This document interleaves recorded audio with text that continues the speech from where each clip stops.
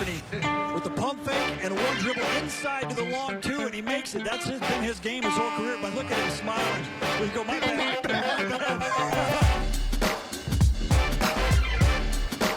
The long two.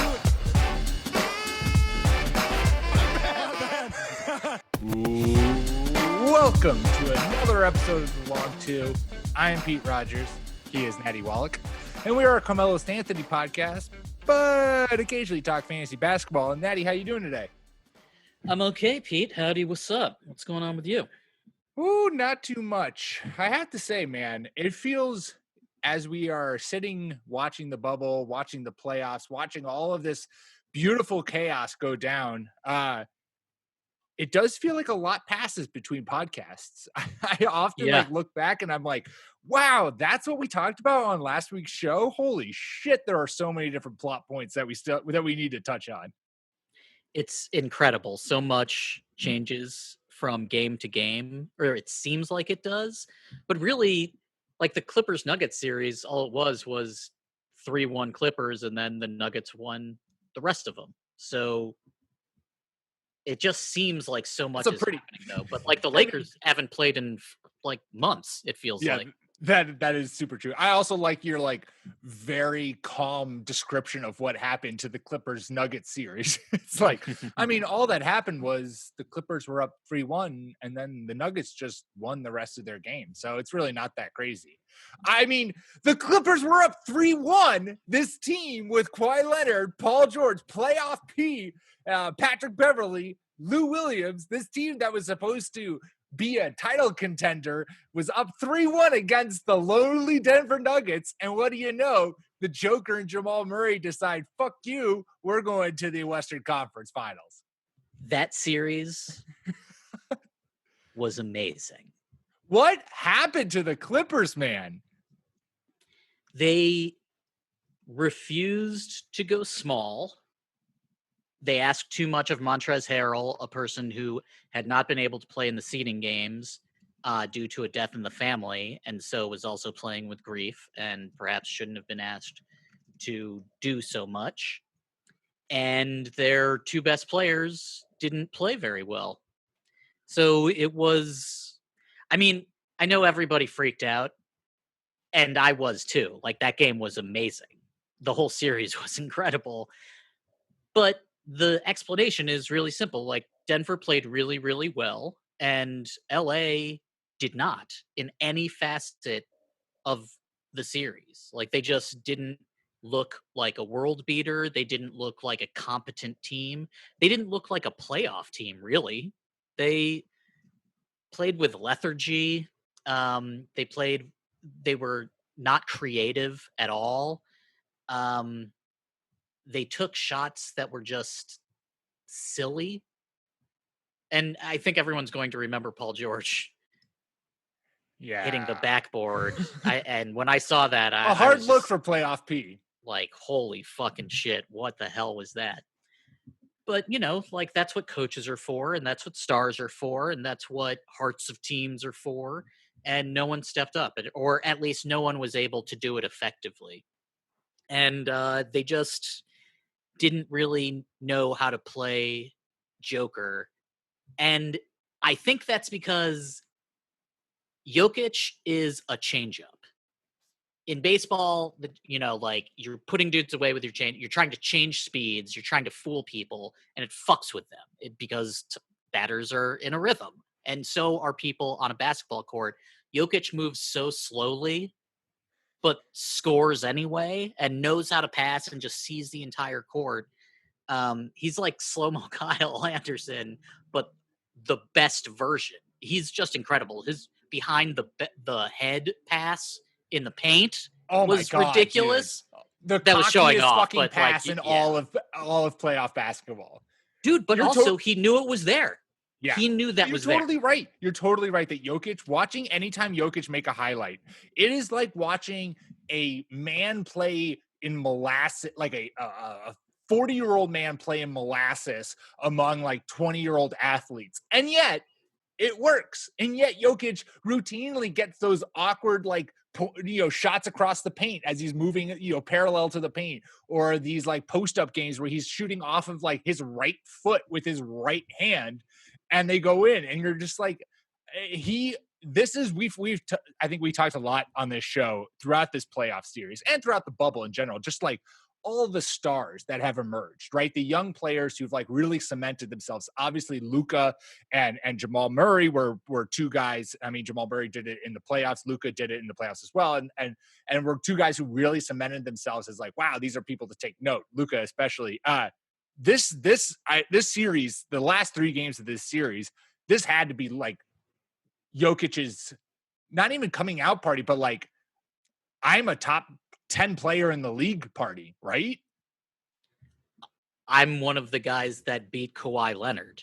There's no one else in the league like him. Like, has there ever been someone in the NBA who's been this combination of like can score, obviously can rebound. His passes are incredible. I mean, he's such vision on the court, as well as like just the way he looks and the way he plays. I saw someone pump into Basketball Reference Jokic's playoff stats and like search all of the NBA database to tell you who else has done it. And there's been one other player who's done it. You want to take a guess? Who's done what exactly? I need to find the tweet. You're putting. God damn it, Natty. Just tell me. That's fine. Just it was something like. Let me think. It was like 20 points, 20 plus points, 10 plus boards, 5 plus assists, and like a block or something. Is it Kobe? Is the only other person? Larry Bird. Okay. It's Kobe that like triple doubles early enough in a game or something. Like there was some crazy stat. Kobe also is. Well, I mean, Jason Tatum's got a nice Kobe LeBron stat. We'll touch on the Celtics a little bit later in the show, but for now, this is a Nikola Jokic appreciation section. But he just, fastest to a triple double ever. He is incredible, man. Yeah. He is something to behold. How can he be the fastest to anything? That fucking slow ass motherfucker. Right? Jesus. And it's something now too, where it's like you can't think that the Western Conference Finals is going to be a pushover, right? Like you can't feel like, oh man, the Lakers now have this easy path to the finals. You can't treat the Nuggets like that anymore. This team is fucking good. And they're coming off of a series in which they were down 3-1 and won it. Like, this team is riding as high as they possibly can. Right? Like, this team has won Game 7s back-to-back. Twice in a row. And now they're going down against 3-1, the Lakers. and it's unreal. Like, you can't count this team out. Like, Joker looks even odder because of all of the athleticism, like you said, around him. Like, there's just little dudes whizzing all over the fucking place, and, like, there he is. Somehow he lumbered down the court and like he's up at the elbow and he's making ridiculous passes and he doesn't like need to score. He's also like, he is the point guard.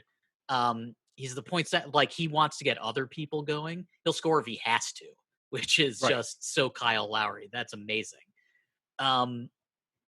There's the matchup with the Lakers. Okay. So looking at some numbers, Denver has the second best 3-point percentage of playoff teams, and the Lakers have the 11th. And Denver has the second best free throw percentage, and the Lakers are 13th. LA has a better defensive rating in the playoffs overall. They're number 3 compared to Denver's 11th. But since Golden Gary Harris came back on August 30th in the Utah series, Denver and LA basically have the same defensive rating. 4th and 5th, it's 106, I believe. Like one's 106.1 and one's 106.3 or something. It's getting their defense back. Denver changed everything. Oh yeah, like it meant that Jamal Murray didn't have to score 50 points every game to win. Yeah, no, the addition of Gary Harris was huge and just like helped settle everything. It helped. You didn't need Michael Porter Jr. on the court as much. Right, which is and big. He isn't being asked to defend like the best perimeter player. Exactly. Like now, MPG can like sort of not chill, but like he's I think that's so good for him. That's so Right. right. He gives you 20 minutes and a near double, 10-6 or 10-7. Like that's Get some exactly what good boards, that young right. man. Yeah. Right. And like that's exactly what you want from Michael Porter Jr. Whereas before, when Gary Harris was injured, Porter was thrust into a bigger role and his defense was being taken advantage of. And then the addition of Gary Harris settled everything down. Jeremy Grant, we haven't I don't even feel like he's tapped into the ceiling that we thought he had with Oklahoma. It's just this is a team that I'll say we like this team. We've liked this team for a long time. Jokic is just such a lovable figure in basketball, and his game is just so unique that it's really, I for one thoroughly enjoy seeing the fact that this Nuggets team having to play 2 game 7s, like both of those games came out, won, and didn't get sent home early. Like this is a team that I think is so young and with so much potential that the further they make it down this playoff route, the more experience they're going to get, the better they're going to be for 2021. And this team easily, we've seen them before where they like came in as a top seed and got knocked out in the first round. And like that felt like their path yet again. And yet here we are, Western Conference Final. They're going up against the Lakers for a chance to be in the finals. They are. So Michael Porter Jr. only had 2 points last game, but he only shot twice. He had 7 rebounds. He had a positive plus, like the team now fits. Like now they have 9 players they can play. Plumlee comes in when Joker has some foul trouble. There's Michael Porter, Torrey Craig. He seemed to have a good game. Monty Morris, who we both like. Yep. Dude, but Jamal Murray had 40 points. Guess how many points Kawhi Leonard and Paul George had combined? Let's see if I can think of this on the spot. 30. 24. That's so then this is the next question. Like this is the segue. Beautiful segue by yours truly. Has this done anything to the Clippers? Are the Clippers at a like irredeemable, right? Or not irredeemable, unfixable? Is that is this a blemish on Kawhi? Can we no longer consider Kawhi Leonard the best player in basketball? Was Paul George the right building piece for him? What are these Clippers going to do in 2021? Like there now are so many questions about this Clippers team that like what are next steps for them, Natty? What is this? Where does this leave the Clippers? I am a Clippers truther, unfortunately. I think this was a weird series, and the Clippers had a weird year. And if they had had an entire 82-game season, they would have had time to get everyone together and healthy and playing. Yeah, but that excuse rubs me the wrong way because Kawhi Leonard won a championship with Toronto Raptors after playing. Like he didn't have like a whole multiple years to get acquainted with those guys. And yes, the 82 game season is different than whatever they ultimately played 60, and then going into the bubble. But I don't quite know if I buy the like, well, we weren't all meshing yet. Okay, fair enough. The Toronto Raptors have a better team all around than the Clippers do. Or at least they did last year. Like that was just a better team, I think. The Clippers had weird stuff happen to them in the bubble. They were missing weird. I mean, they were missing people. Then it took people some time to get back. Doc he started Zubats for some reason. I don't really know why you would do that. Morris should have been just trying to fuck Joker up really from the get-go. And it's tough for me to blame Doc too much when Paul George, do better than 2 from 11 from 3-point. And Kawhi Leonard, you went 6 for 22 from the field. I think everybody did a bad job, but in different ways. And then Jeff Green is there seeming to play well, but it's like, if he's your most consistent player, then that's a really big problem. I also feel like the perimeter players on this team are extremely good, and it's your, inside dudes. Like, they just had no fun. They didn't come up with a solution for Joker. Maybe that's because Joker is singular and Unsolutionable. there is, he's just a 22-year-old basketball genius. Like, that's totally possible. 22. And 22. yeah, That's so, ridiculous. dude, like, if Denver beats the Lakers, then we're not going to feel as badly about the Clippers. You know what I mean? Because then everyone's going to be like, oh shit, no wait. Joker's one of the 5 best players in the league. Maybe he's the best one right now in the bubble. Also, Mike Malone, the coach for Denver, changed things. He tried different stuff. He was very sort of Mike Nick Budenholzer, Nursey you about it. taking notes? Taking notes, Mike, about how you can change in the middle of a series? Hope you're taking notes. The NBA playoffs used to be so chalk, and more recently, it seems like it's becoming more like the NFL, where it's like you need to be able to change your game plan in the playoffs because other teams have been scheming for it. They know what you like to do. The Clippers just didn't try anything, like it took them so long to put Kawhi onto Joker. I don't even know if that really worked. Is Paul George worth the money? Is really the question for the Clippers. I think that he is. Okay. There are very few players that are better than him in the NBA, at least in the regular season. And if you let him go, you're going to have to complement Kawhi with at least you probably won't get somebody better, but you have to get like an accumulation of talent that will give him a better chance. Because if the Clippers don't win next year, then Kawhi's gone probably. Like, 100%. Yeah. So, or maybe he stays. I don't know. Who knows? Who knows? No. This is what's happening. If the Clippers don't win next year, Kawhi is calling up Giannis and saying, "Let's go win a championship for Milwaukee." Yeah, but if you're Giannis, it's like, hey man, I don't really know what your decision making process is, and I don't really know if I need you on my team. Like, Kawhi is not an emotional leader publicly. I have no idea how he is in the locker room, but out on the court, he's not like clapping his hands and yelling at. He's not Jimmy Butler, Right. Like, he's not demanding excellence. And it doesn't seem like Paul George is like wants that responsibility. I sort of felt like Pat Bev would be the guy that did that. And Patrick Beverly had an did. okay game. 4 for 7, played 30 minutes, 6 assists. Like, there's just This team shouldn't have. They should have done better. They They were up 3-1. They should have won. They should have won this series. Just win a game. Just win a game. That's all you need to do, and then you can get trounced by the Lakers. But win a game. If the Nuggets were to go to the finals and beat the Lakers, which LA team would you be most worried about moving forward? The Clippers. Okay, I think that's true. I think that's right. I mean, I'd rather have LeBron and Anthony Davis than Kawhi and Paul George, and that was true. Does even Anthony before Davis this. leave if the Lakers? Does he re-up with the Lakers if they lose here? It depends on the money, and it depends on like which teams.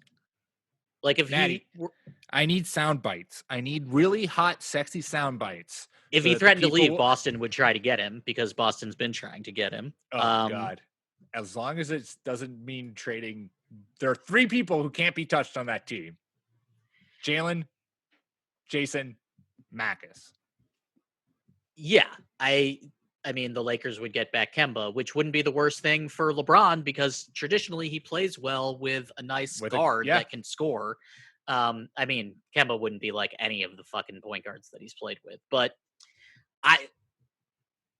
if Anthony Davis was gone and the Lakers had, like, I'd be trying to get Ben Simmons. I'd be like, yo, this Philadelphia isn't working. Like, we'll do whatever we need to. I think he's a clutch guy anyway. And then Simmons gets to be I mean, he and LeBron get to be the distributors. And all of a sudden, like, guards are just sort of the fungible things and you don't really have centers.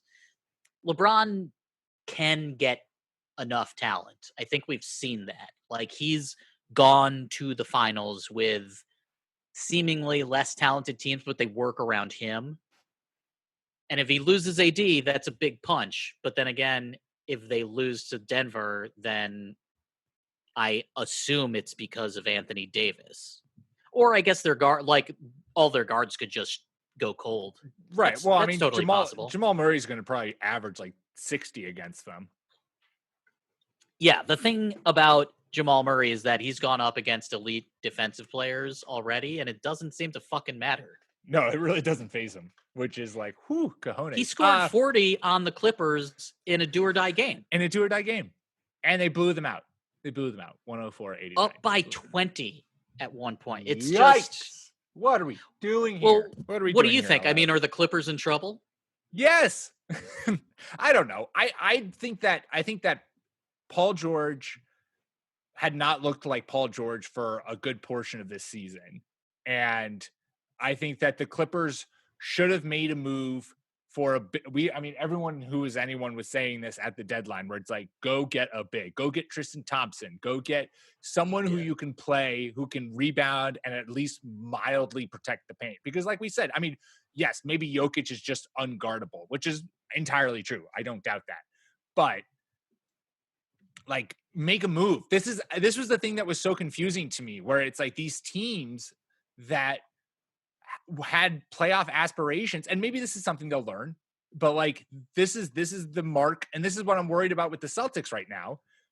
Is just like, if you think that you have a championship window, do what it takes to improve your team at the deadline. Like, make those moves. Don't just sit there and be like, I think our roster is good. Go make moves. The Heat added Andre Iguodala. Like, that was a good move. Good addition for them as a veteran presence there.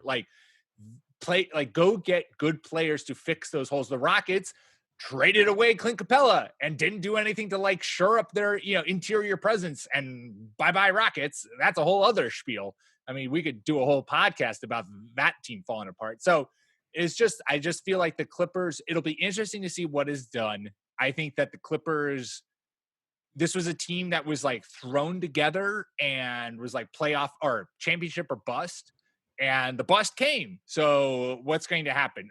Is everyone going to be like, we're still in this? Like, let's put it together and let's build it again? Or because none of these guys have like allegiances to the Clippers, especially Kawhi or Paul George, are they going to be like, nah, this isn't it for us. We don't want to be like the competing LA team with LeBron and AD.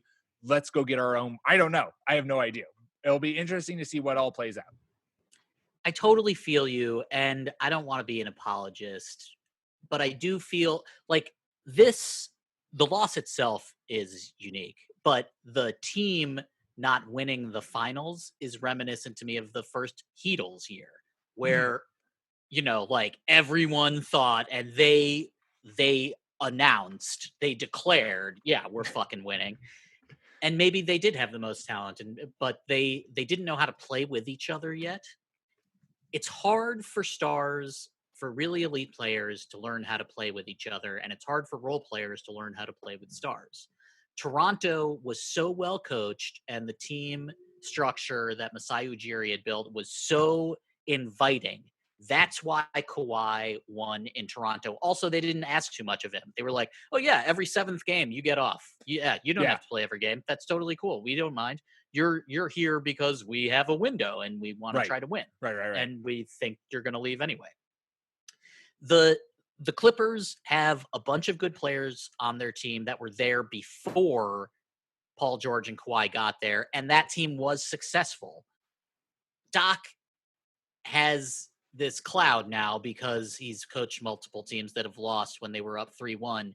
But for almost all of those series, it's like, yeah, but LeBron caught fire when Doc was coaching the Magic, I think, or like someone was hurt. There are always sort of reasons for why these things happen.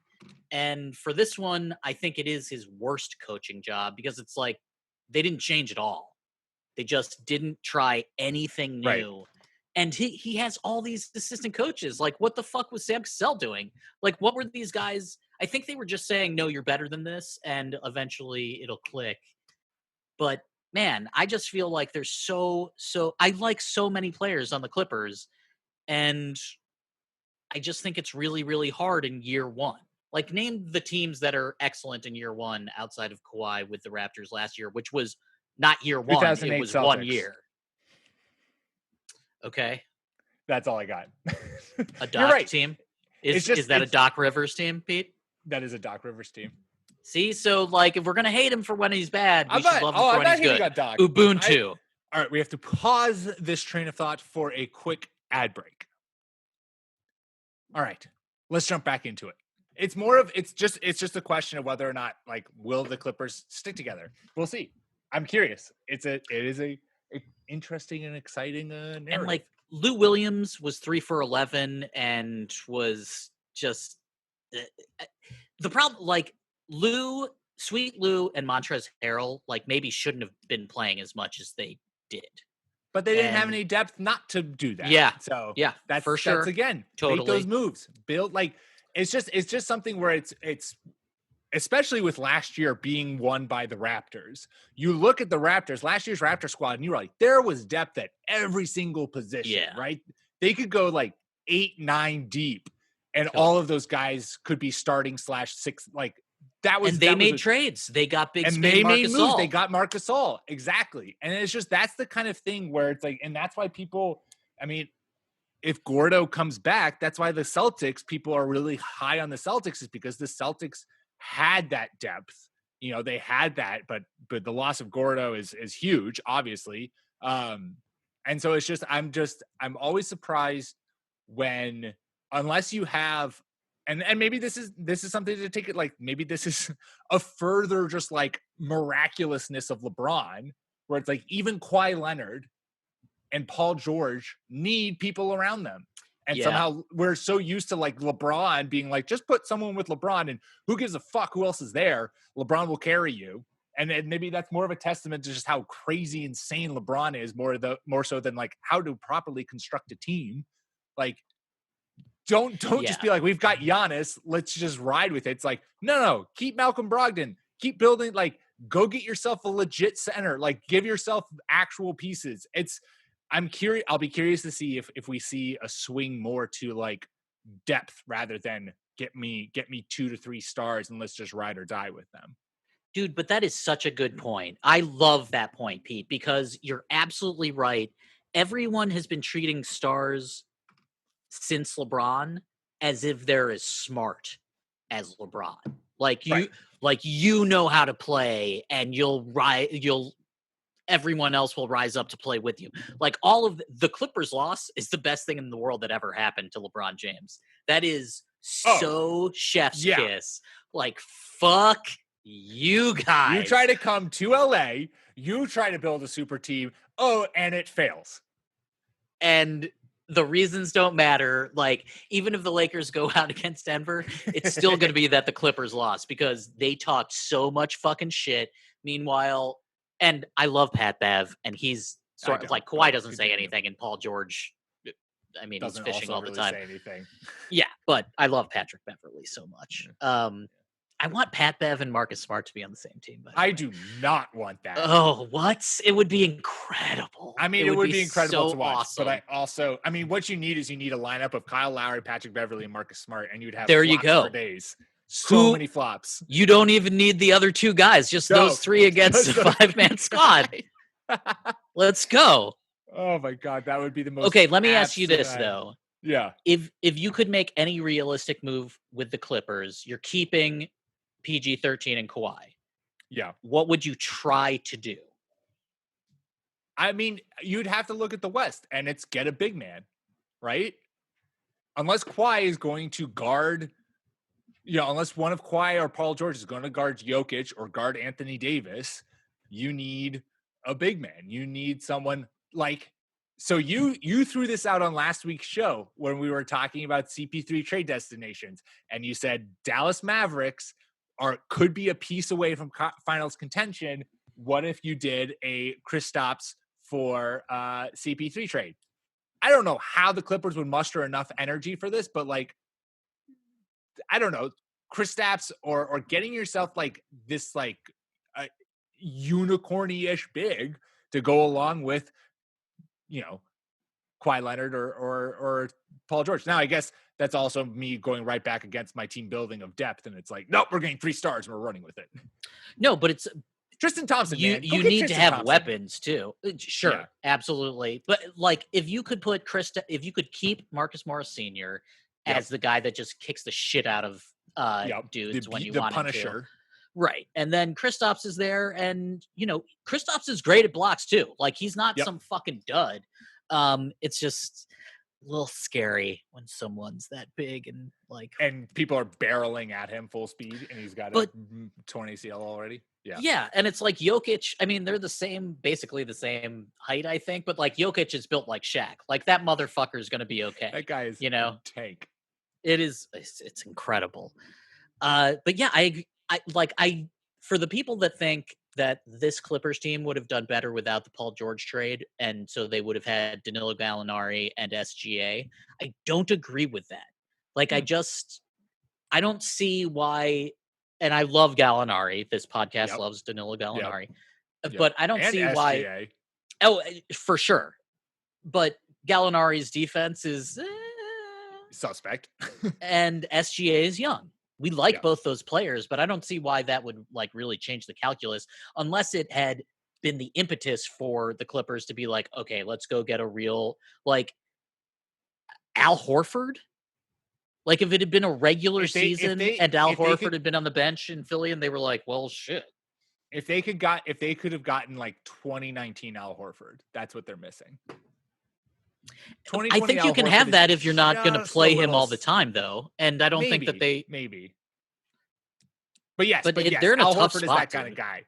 Al Horford is that guy who, like, he was the engine to the Celtics defense when he was there, where he was super smart on switches. He would play the lane extremely well. He was the guy that he and Baines were the guys they used to slow down Giannis. Like, he was a phenomenal facilitator, both on offense and defense for the Celtics. And so, like, I think that is, again, the piece that this Clippers team, they just need. They need a third person, but they also need that third person to be able to guard big men, unless PG or Kawhi is going to bulk up and like make it their sole mission to go against Jokic. You know what I mean? Like, Kawhi and PG can shut down the wings. I don't like, and so you need someone to play the paint. And like, getting someone like Sabonis wouldn't help your defense. No, maybe Miles Turner, but I don't really know if he's.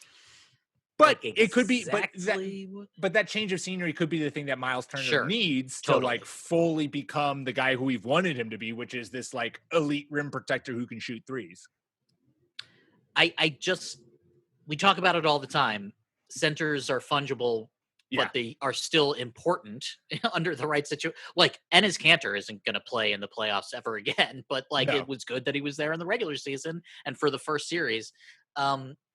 There are bigs out there you can go get. Like, how about one of the young bigs from the Kings? Like, they have 19 of them. Just go grab one. Or, you know what, dude? Just do what we fucking told everyone to do anyway. Go get Aaron Baines. Just go get Aaron Baines. Just get Aaron Baines. Just solve your problems. Hey, you know what big the Clippers could use? Who's that? Who isn't fungible? Who is redefining what the big position means? Nice segue. I feel it coming. Say it. Thank you. Do it. Do it. Bam Adebayo. Oh, I thought you were talking about Blake Griffin. Oh, never mind. Just kidding. Even Dr. Pete, can put on a stethoscope, and even fan Celtics Pete can take off the stethoscope. Holy mother of God, that block was just soul-crushing and mind-blowing all at the same time. I hope no one shakes that man's hand. Like, that looks fucking disgusting almost while being impressive. The fact that it's his offhand, the fact that it's right there at the, like, if it's just a millisecond, like millimeter. Or even just like a little bit off. It was like palm to palm, right at the rim. Tatum was coming for a body. Tatum combined those names. Tatum was coming for a body to end the game, to like put the punctuation mark on it. And holy buckets, was that a rejection. We keep seeing blocks in the playoffs that stay with us more than any dunk and more than a lot of threes. And it's really fucking kind of impressive. Like, it almost makes me think, oh shit, now that Heat are definitely going to win. Except the reason the Celtics lost isn't because of that block. It's because Kemba went 1 for 9 from 3. That needs to stop Kemba happening. needs to figure his shit out. Dude, if he makes even 2 more, you win that game. You know, Even like a bucket, right? it's just not. There are so many narratives. This is why things change so quickly between podcasts, because you can Right. just dig into this shit. But it's like when you look at the forest rather than the trees. Why did Boston lose? Oh, because one of their starting players went 1 for 9 from 3. Right. But before we get into the Celtics and all their issues, I wanted to touch on what you were saying, because Roger Sherman of the Ringer wrote an article about this, which is basically just like, the block is the most impressive feat in basketball, and it is just like, we had the Kawhi Leonard middle finger block, which was also great.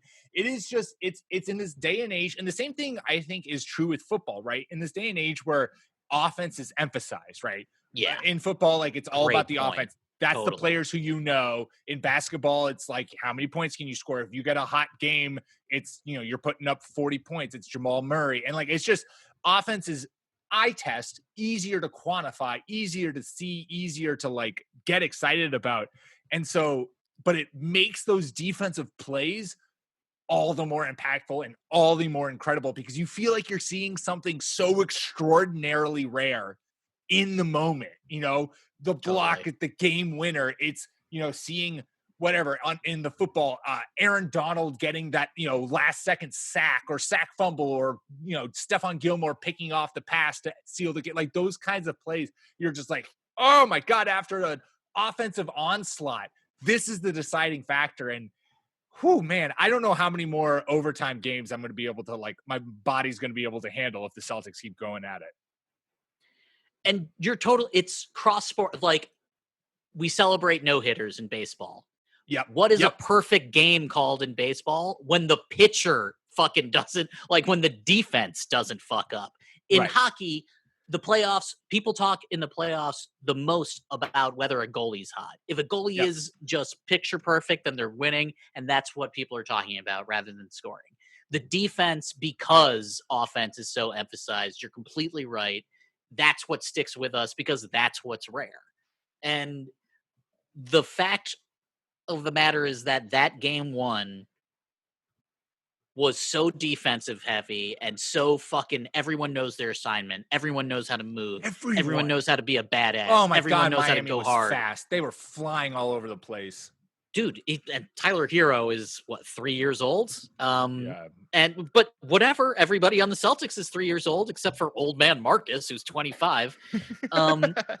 It is a testament to the coaching. Like, Eric Spoelstra and Stevens have their teams ready. Yes. Doc Rivers did not. Yep. Like, we'll see what the Lakers are doing. It seems like Mike Malone doesn't have his teams ready. And then when they're down 3-1, then the Nuggets are like, actually, let's actually go crazy. Yeah. Oh, now we should be trying to play winning because, basketball. Even with my Gary Harris love, they still were down 3-1, Yeah. It's going to be the Western, just the conference finals are going to be incredible. Like, this is just going to be, both of these games have the potential to be so good. Heat Celtics, so both Heat Celtics game 2 and Lakers Nuggets game 1 is happening tonight as we record this. No, Lakers is tomorrow, I think. Oh, Lakers is tomorrow. Friday. Oh, yeah. Well, that's saucy. Why can't we push Heat Celtics back till Friday? Anyways. I am emotionally that game drained. Lasted forever. It felt like every quarter was. How am I supposed to recover 48 hours? 48 hours is, my body needs more time than 48 hours to recover from that game. Dude, and Jimmy, it's not like he's this lights out shooter, but he went 2 for 3 from 3. And it's, by the way, Goran Dragic scored 29 points. Yeah, that's the kind of thing that has haunted this Celtics team throughout this playoff run. And it's crazy to say that as the Celtics are in the Eastern Conference Final, but like, it has been Marcus and Jalen have just more or less carried this team. Tatum has had huge games. Right. Obviously. Like every time you've absolutely needed Jason, he's been there. But otherwise, but otherwise, he's kind of hit or miss. Marcus has been there from the word fucking go. Good Lord, that man wants to win a championship. he so took badly. 13 threes. Oh my God, he is elite. Elite. No one shoots threes like fucking Marcus Smart. He took the most threes in that game, dude. That is so I love amazing. it. I love it. It's incredible. But this is the thing is it's like Dragic has a big game. Like yeah, pieces to the 11 Heat for 19. Wow. Pieces to the Heat are going to have big games. Pieces to the Raptors had fucking huge games. Kemba Walker needs to have a big game. Like it needs to happen. And I don't know if it's going to. If it doesn't happen, there's no way the Celtics make it out of the East. Like Kemba needs to come in the remaining games of this series and just be like, here's the 20-plus point scorer that you know. Here's the spot-up three-point shooter that you guys have known. Like, do the pick and roll, shoot the three. This zone, teams have figured out running a zone has really kind of wonked with Kemba's shot. He's not driving. He's tentative. He doesn't want to get hit because he's not getting calls. And it's shutting down his like little like, you know, slide off of the hip of Tice and shoot up a jump shot three. So it's just like Kemba is going to need to be the piece that like needs to light up if this Celtics team wants to make it past the Heat, because we've talked about it, man. This Heat team is fucking here. They are 100% legit. Their defense is off the charts. Their offense is catching on.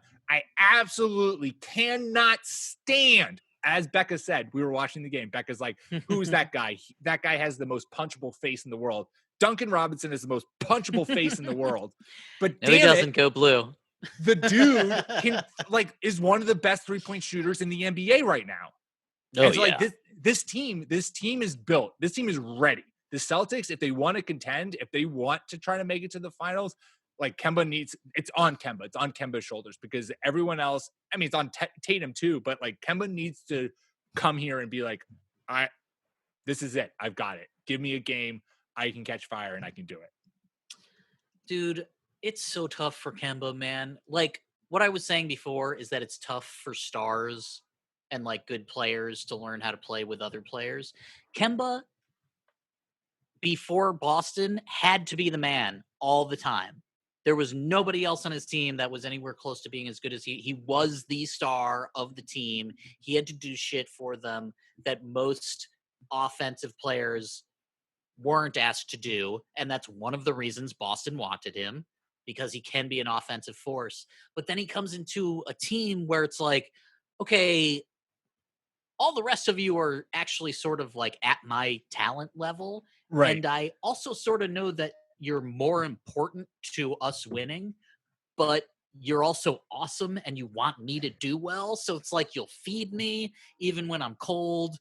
But he needs to take advantage of the opportunities as they present themselves. Kemba does. What I mean by that is that like when Kendrick Nunn is in the game, when he's on the court, Kemba has to fucking find a way to be able to go against him. He has to win those matchups. He is undersized. You have to be able to go after the Heat when they have a point of weakness, and that's Kendrick Nunn. If he can't do that and Gordon Hayward comes back and is effective, then I guarantee you that Kemba will be on the bench more often and it'll be Smart at the point. And I don't want to see that because Kemba's awesome. And I do feel like some of those shots just aren't going in. It's not like they're all bad shots, you know, like, and Kemba's really smart and he knows how to fucking move around the court. But damn, man, that is like, he did go to the line. He went 6 for 7 from the line. 1 for 9 though is just, and his little floaters, like his mid-range shit, like doesn't work as well when you're getting wave attacks from these long-armed motherfuckers in Heat uniforms, you know? Yeah, it's just, it's they just need to figure things out. And they've made it so far because Brown has taken that huge step. Tatum has had games where he's looked like a top 10 player. And third best player in the league, sure. Marcus Smart has just decided to become this Steph Curry that plays Klay Thompson defense. Dude, if I'm anyone else in the NBA, I'm like, Marcus Smart gets to the playoffs every year, right? Like Yeah. Marcus Smart always seems to be the dude that's there. Marcus Smart always seems to be on the court when it matters most. Marcus Smart is 25 years old. Maybe I should hitch my wagon to his star. He's also getting better at his threes. So like all of the complaints we had about Marcus from several years ago when Who had the rest of these complaints? dudes. Show me them. Show me receipts. I know. We're all Old man terrible Green, people. Marcus Smart. It's incredible that like Smart and Jimmy Butler have a lot of Yes. DNA in Oh common, my God. you know? Someone brought this up that was it back? It was Jalen's draft. So and it was Wiggins' draft. Who was that? What year? No, it wasn't Wiggins' draft. When was Jalen drafted? 20. Was that 4 years ago now? Yeah. So was that 2016?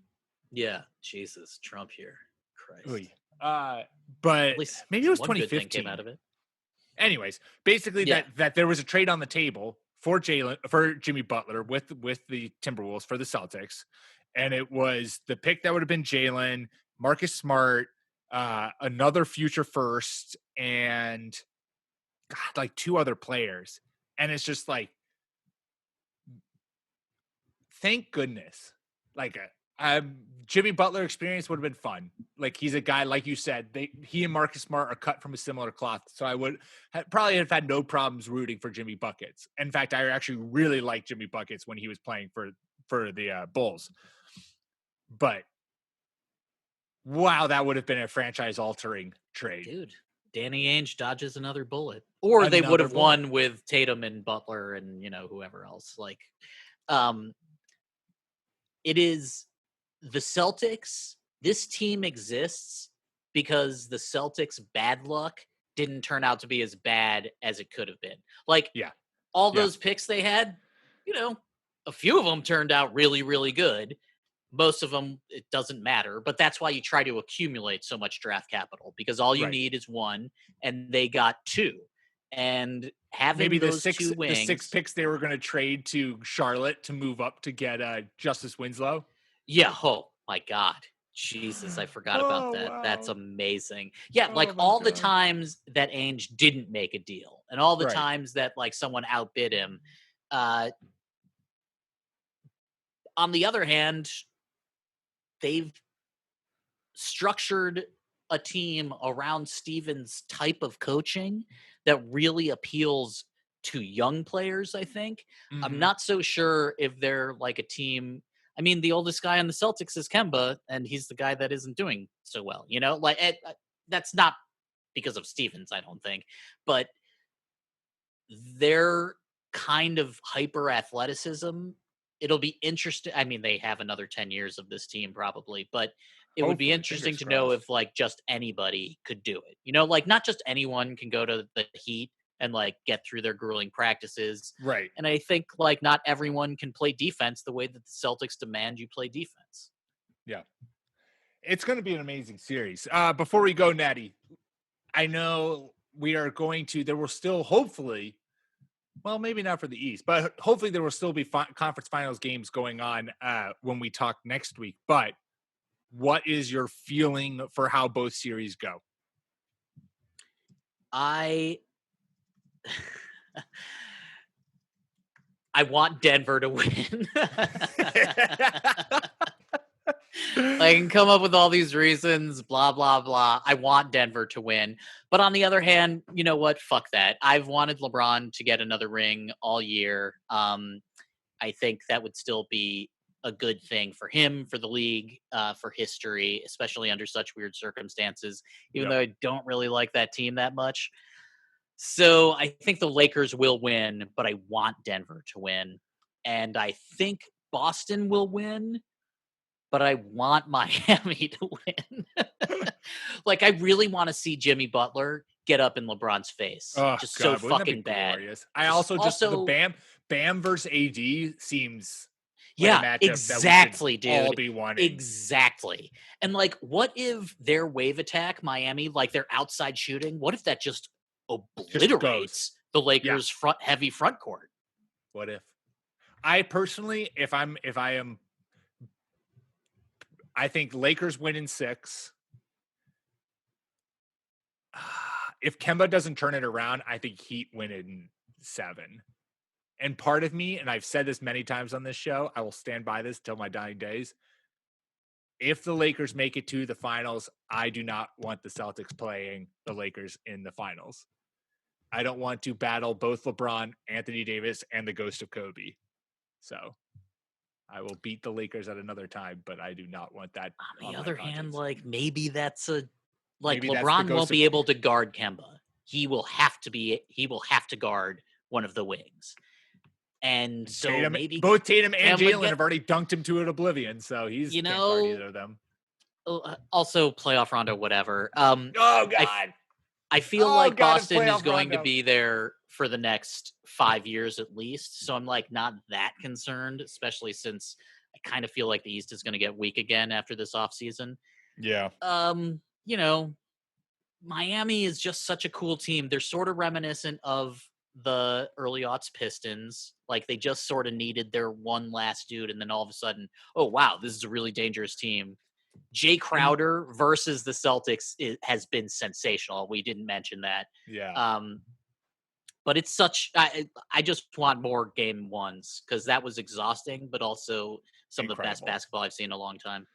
Yeah, Your team did so well. It's just they lost by 3, and Kemba went 1 for 9. It's insane. It's insane. Like Celtics fans shouldn't be that upset. No. I think ultimately my feeling is this feels like the Heat's year. This doesn't feel this. I feel like there are future years for the Celtics. This Celtics core is going to be around for a while. Fingers crossed. This Heat team feels like they've caught lightning in a bottle and they're going to run as far as they can with it. I don't know if they just can like recreate this next year. Right. What if it's a Denver Heat finals? I would obviously Adam Silver and the money wants Lakers Celtics, but Denver versus Miami. Ooh. Can you imagine? Ooh.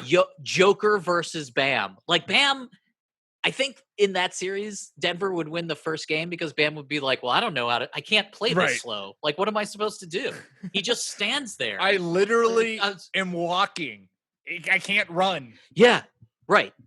Like they somehow have transition defense, even though he moves 10 miles per hour slower than everybody else. The whole thing is fucking weird. It's amazing. I love it. All right. Well, there you go. That's all we got for you today. Make sure you subscribe to the Fake Teams podcast wherever you get your podcasts, iTunes, Spotify, Stitcher. That is how you'll not only get us, but also our fantasy baseball and football podcasts. Make sure to follow us on Twitter at the Long Two Podcast.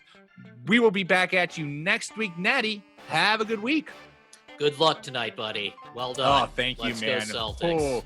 Oh, you'll see how I tweet this out tomorrow, whether or not I'm thrilled or depressed. Also, did we mention that the Nuggets got back to the conference finals before Melo did? I forget if we said that at the beginning of the show. We did not. It's sad. Pour some out for Melo.